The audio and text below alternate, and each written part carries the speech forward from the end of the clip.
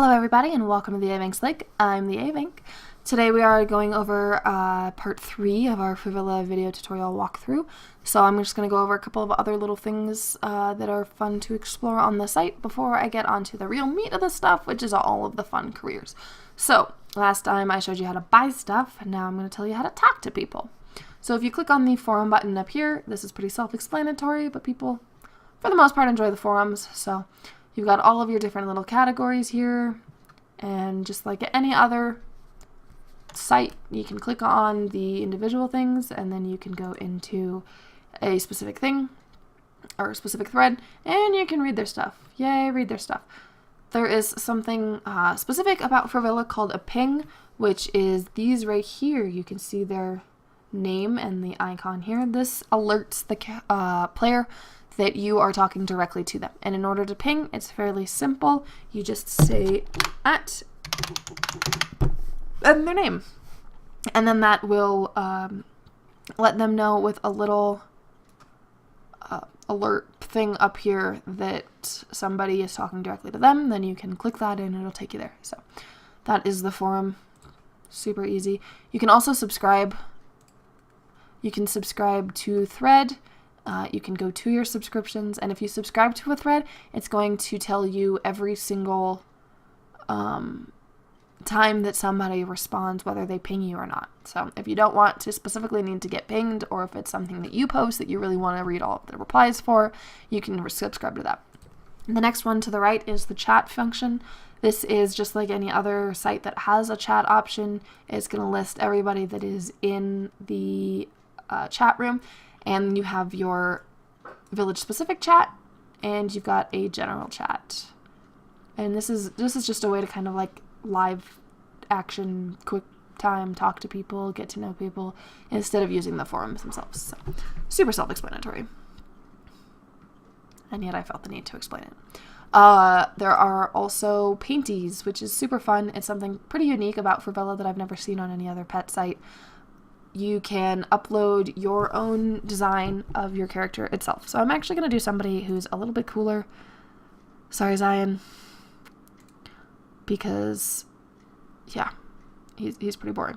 But almost all of my characters, except my cute little reindeer down here, but most of my characters have Panties. And yes, I did pay real money for all of them. I've spent more money on this site than I probably would care to say. So in order to upload a Panty, the first thing that you want to do is read all of the rules. It's really important. They're pretty stickler on these rules because, like, they can get in trouble if they accept something that is, illegal. So I'm not going to go over how to create a Panty. There are plenty of tutorials for that already, and it's actually fairly easy if you're just recoloring. If you want to add on extra things, that is more difficult. But there's tutorials for that. You can also go onto the forums and you can pay other people to create Panties for you. That's a really big thing that lots of people are doing. So it should not be hard whatsoever to find somebody to make a Panty for you. Once you have your Panty and you are ready to upload it, make sure that the character you want to put it on is the active character. If not, you will upload it to the wrong character. So you'll click on this Upload a Panty, and it'll take you to this pop-up, which you just need to confirm that that is in fact what I want to do. This here shows you the original species color and the current Panty that is attached to him. He started as a shifty, so this is his original, this is his current. Once you have everything and you're certain, 100% certain that it is the Panty that you want and it is not against any rules, you will choose a file, you'll pull it in. Remember that it has to be a PNG file, and that's really important. It won't even upload if it isn't. You can leave comments if you want to let them know that somebody else created it or that you got a specific texture or something from a specific furry website. You can do that. If you have a Panty ticket, you can use that instead of the fur dollars, and then you go ahead and upload. Once you've uploaded, it'll automatically take you to the queue, and you can see it'll say that the status is pending. And you'll be able to see all of the other Panties that you've submitted, whether or not they were approved or rejected, and why they were rejected. And then, yeah. Nowadays, they are doing things pretty quickly. Way back when, it took like a week Okay, mine never took more than a day, but a lot of people were really complaining about how long it took. But the last one I uploaded, it took literally 2 minutes for him to be accepted. They have dozens of moderators that are checking these things, and as long as you have something really straightforward, then like Zala here, he took 2 minutes. As long as you have something really straightforward, they're not going to reject it. So that is Panties. Let's see. Next up is settings. If you click the button user settings here right next to your friends,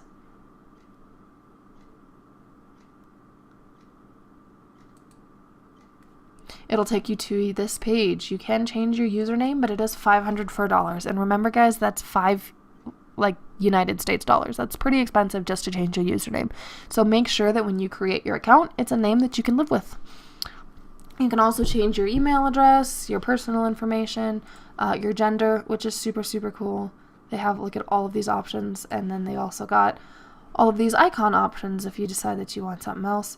And then all this stuff, which is just like extra blah, blah, blah. Profanity filter, which is really cool if there's words that you don't want to see, or if you have a kid that's playing this game and you don't want them to see specific words, it'll bleep them out for you. That's really neat. The next one over is the edit profile button. And on this page, you can obviously edit your profile. So there's a description here where you can write a little bit of blurb about you. You can do CSS if that's something that you are, so inclined. And your villager display order. This is important for 2 reasons. One, this is the same order, as you can see, as they are over here on the right in my More Villagers section. Also on your page itself, they'll be displayed in this order. So if you want people to see a specific one first, you'll do that here. I use this because I like to have my active villagers up top rather than having them in the order that they were created. So that is all of this basic stuff. There's also news. Actually, yeah, I'll go over that too. If you go onto this news button here, you'll be able to read all of the things that the site has talked about in the past. So right now we've got the Snow Festival going on, which have some awesome items that I've already found some of. There's, a new costume and new plushies and new pets and all that stuff. There's, important email information. Furvilla launches, woohoo! So you can go back, you can read all of this stuff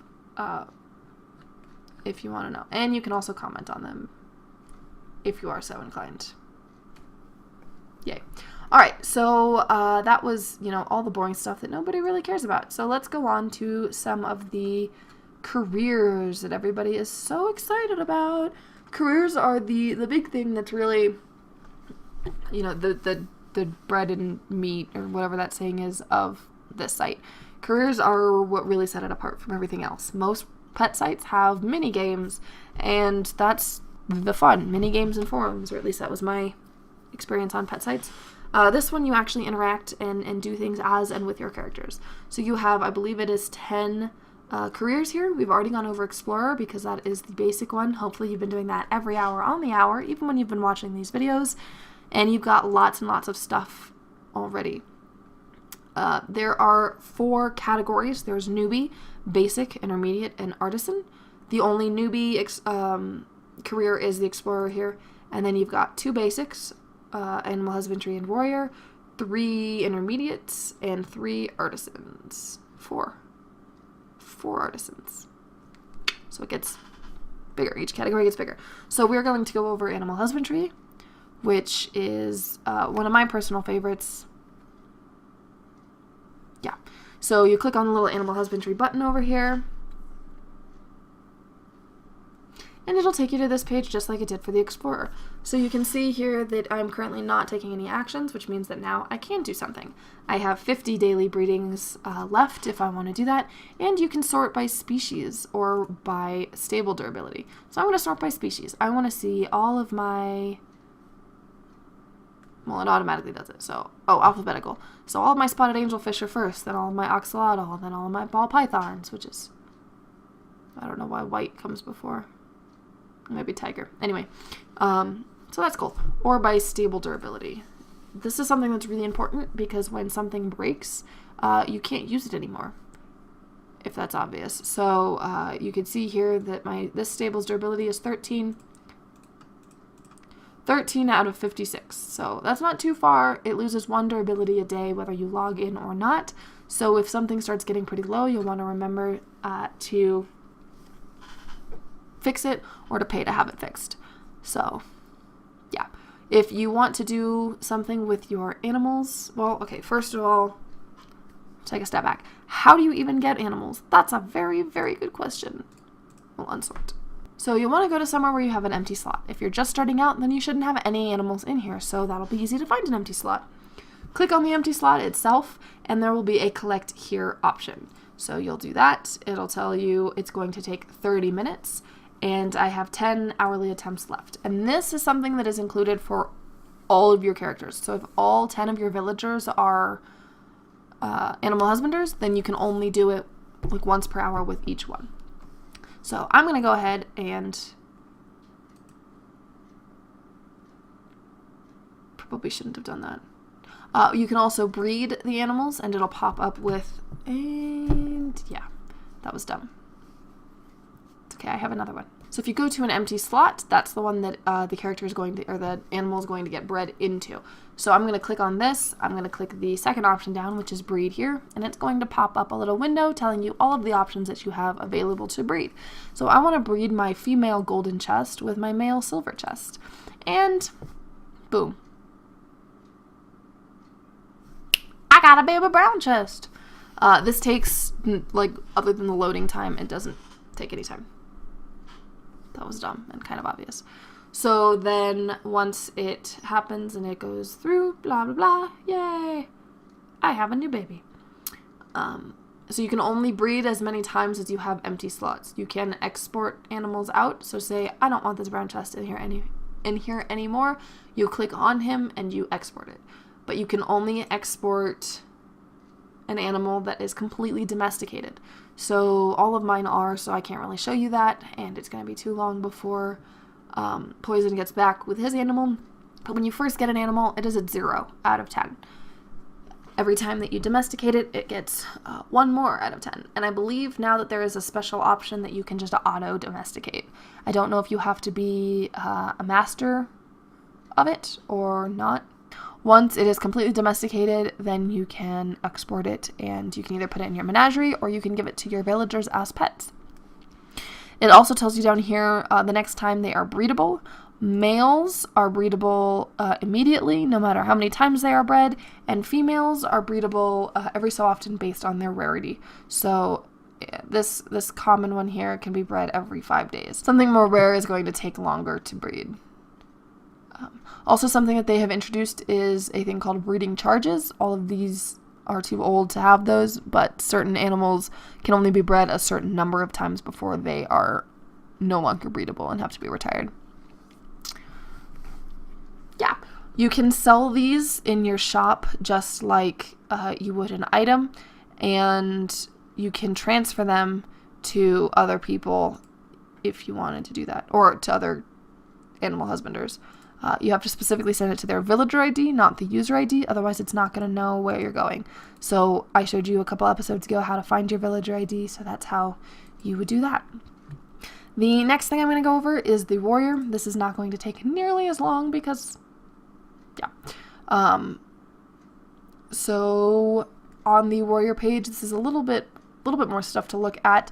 I have all of the different things that I have available. I have a shield that is constantly giving me extra hit points, and I have 3 weapons to choose from and 5 charges.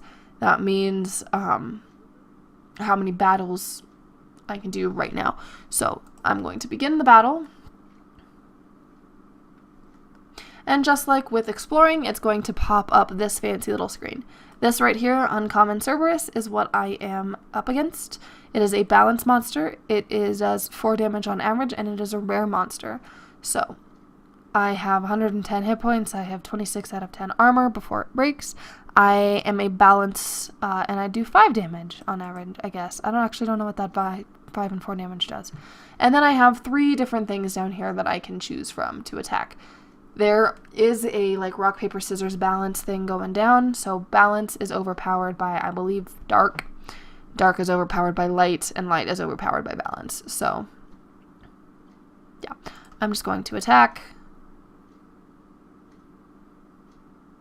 And you can see down here, I swung weakly at the Cerberus. I did 28 damage, but he only had 25 hit points, so I won the battle. I won 25 fur cash, a sun coin, and gauntlets, and I can keep battling if I want to, but I really don't.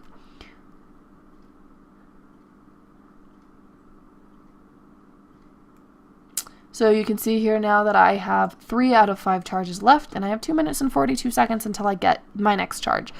Charges like fill up every 5 minutes, and I'm sure there's something you can do to have more charges in your queue, but I actually don't know how to do that. Yay. There's also this thing called the protection quotient. We are at 5.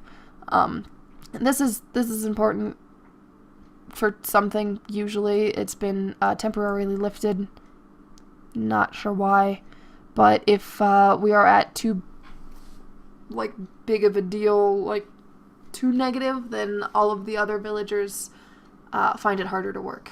So thanks for watching, guys. In the next episode we're going to go over the intermediate level careers, so stay tuned, and we'll see you next time. Bye.